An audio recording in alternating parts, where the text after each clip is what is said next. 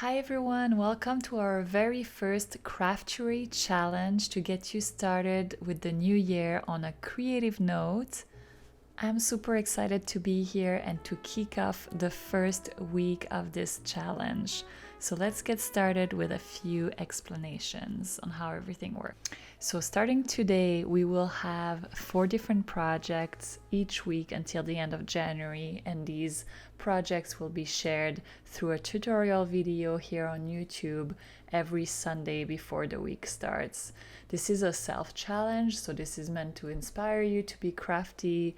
Don't feel pressured in any way to join all of the projects. You can pick and choose the ones that you like the most, or you can take part in all of them if you want.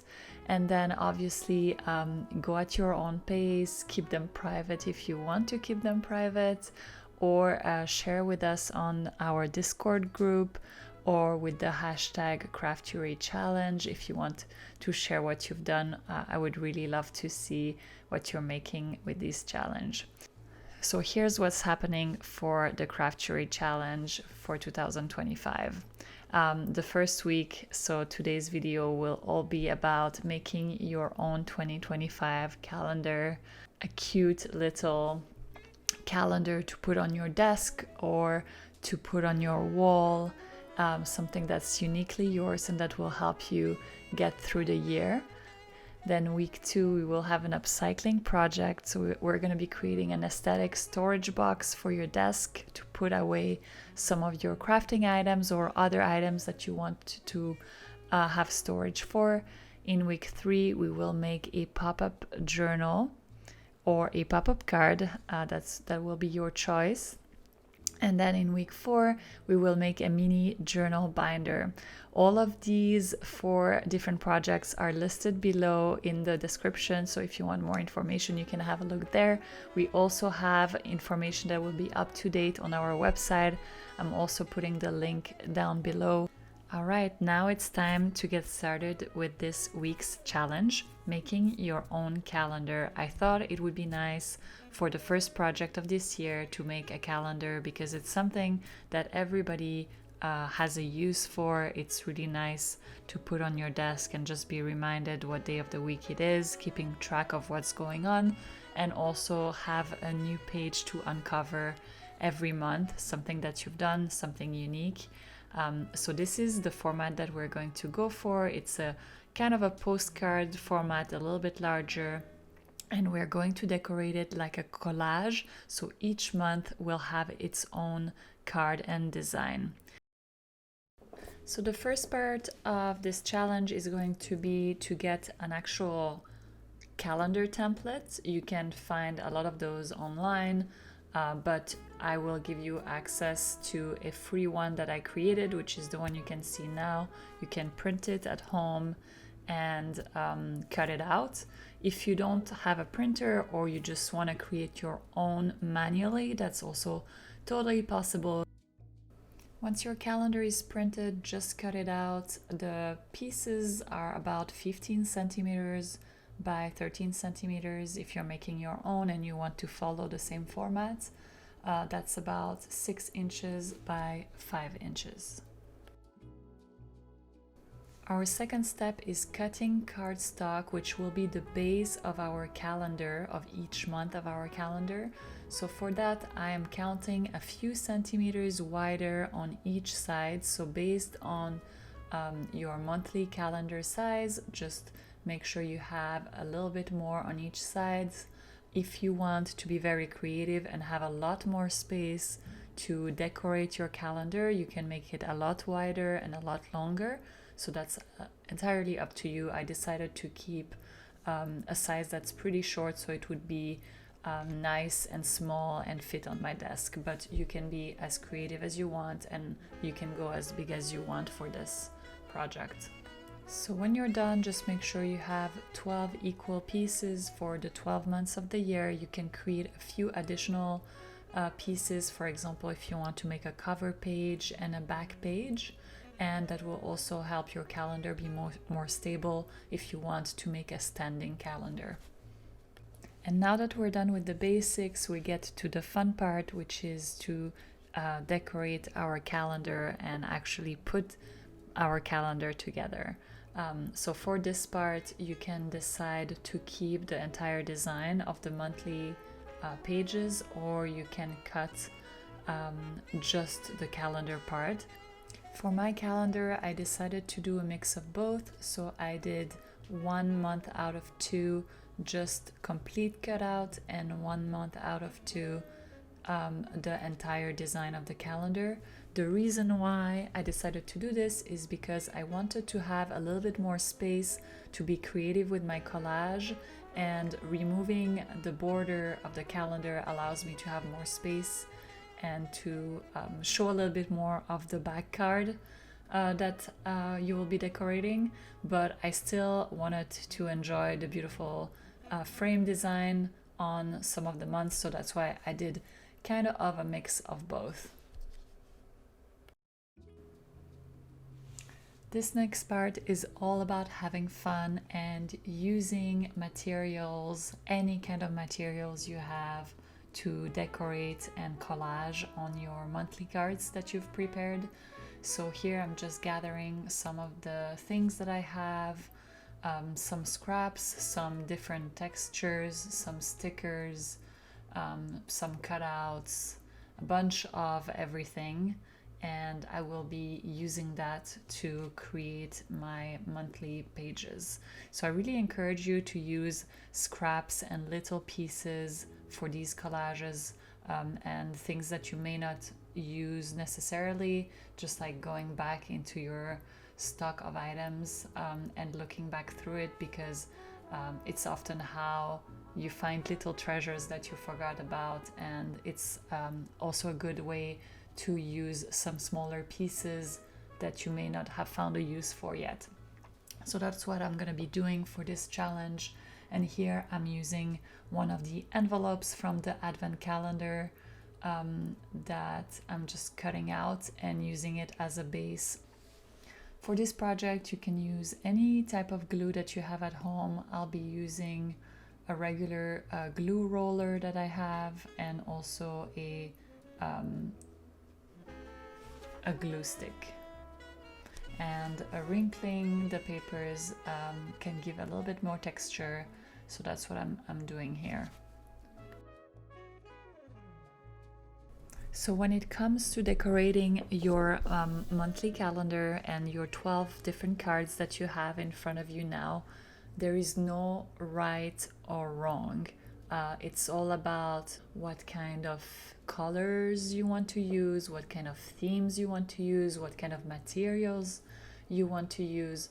So personally, I did not follow any specific themes for my calendar, and I just kind of went with the flow after looking through my supplies. But I wanted to give you a little bit of guidance in the sense of ideas.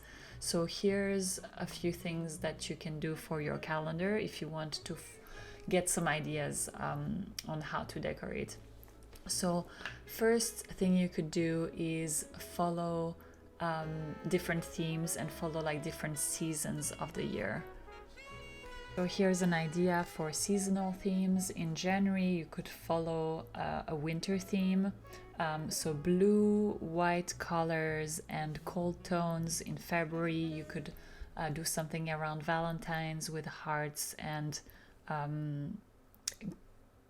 cupids and things like that.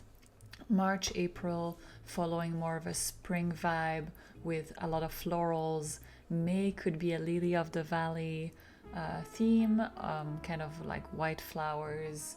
Then June, summer solstice. July and August could follow kind of a vacation idea with lots of water.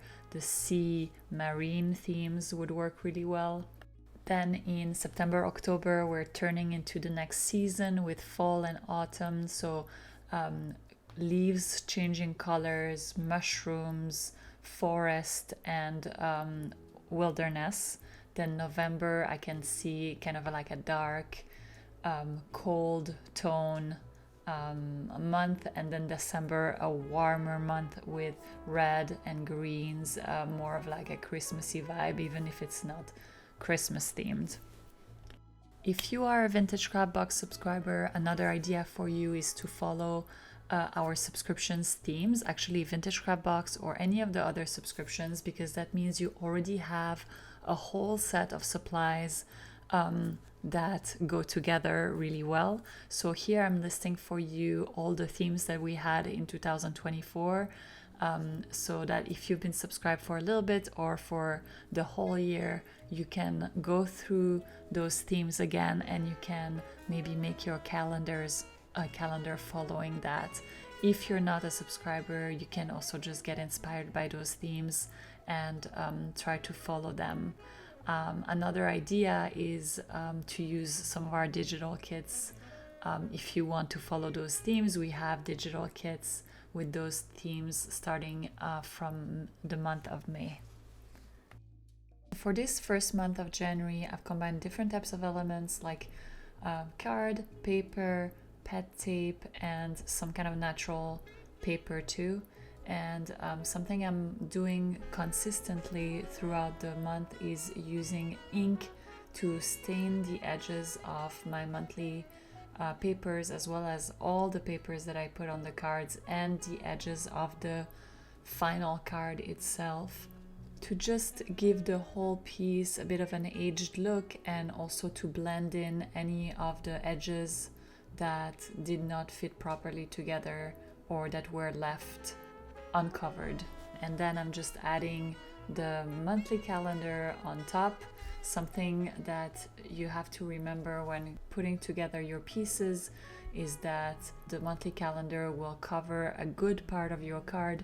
So just remember that when you create something, so that you don't end up having to cover a really nice part of what you've created. The next part of this project is to make some holes and bind all the cards together. So for that I purchased little rings that you can see on the screen here. I will end up using larger rings at the end of this project because I realized after putting everything together that those rings were just too small to accommodate the 12 thick cards that I've put together. So these rings were not big enough. I would recommend larger rings. Nothing smaller than 1/2 inch or about 1.5 centimeter. Here you can see me piercing holes with this paper piercer and then putting the rings through. This was a very long process and it wasn't very conclusive, as I said, so I recommend you just skip this whole process and use a hole puncher instead, which will create a larger hole, make it a lot easier to put the rings through all of the 12 cards, and also your calendar will flow much easily when you try to move from one month to the next. If you don't have access to little binder rings or can't buy them, you can also use twine instead and make a little bow at the top. It's not gonna flow as easily when you move from one month to the next, but it's gonna work, so that's an alternative. Another alternative is to not create a desk calendar at all, but just hang your pieces to the wall, for example, so changing them every month. So that's also another possibility. Overall, I think this project is pretty flexible and adaptable to any kind of level. So if you want to make this a little more elaborate, you could do a lot more fussy cutting, you could use stamps, you could use 3D layers. I kept it relatively simple and just flat and just collaging elements without too much cutting. It also is a matter of time, so you can make this as short as you want it to be or as long as you want it to be. I decided to go for a bit of a mix, and as I explained earlier, I did use some of the frames from the printed calendar so that there would be less space to cover in the back. And that just means that if you don't have a lot of time, you could totally decide to just use one piece of paper for the back, then stick your calendar on top, and then that's pretty much it. And you could decide to do a collage card for just 1 month of the year or just 2 months of the year. So this doesn't need to be a very, very long project. You can make it a short project too. And so these are the 12 months of my calendar. I would love to hear which month is your favorite. My personal favorite is the month of May and the month of November. They're all completely unique. Some are very simple, some are more complicated. Sometimes I just used a single piece of paper. Sometimes I used papers and stickers. Sometimes I used a lot more elements. But overall, I kept it very simple and easy, and I think the result still looks great, and I'm excited to use it on my desk. If you'd like to see how I made every single one of these months, you can continue watching this video. I'm gonna put some nice music, and there will be a bit of an accelerated pace on the video, but you'll be able to see the entire process from beginning to end for each of the months. I do hope you enjoyed watching this video, and I do hope you enjoyed this project. I would really love for you to try it out. It's a lot of fun, and I would love to see your results. Please let me know in the comments if you end up making your own calendar. And also please let me know any feedback on this video. This is one of the first time I'm doing kind of a longer tutorial. So if you have any feedback on how to improve this, or how I should try to make the next video, I would really appreciate any kind of feedback you have. So yeah, please let me know in the comments, and if you like this video, don't forget to like and follow me on YouTube. And I will see you next week for our next project, which is going to be our upcycled box to decorate and store your crafting supplies. And that's an upcycling project, so we're going to be reusing things that you already have. Make sure, if you want to take part, that you have an old box. That could be a shoe box, that could be a box from something you received at Christmas, it could be a box your new journal came in, it could be a box washi tapes came in, really any kind of box. It just needs to be sturdy enough so that it will last. And yeah, I will see you next week. Bye.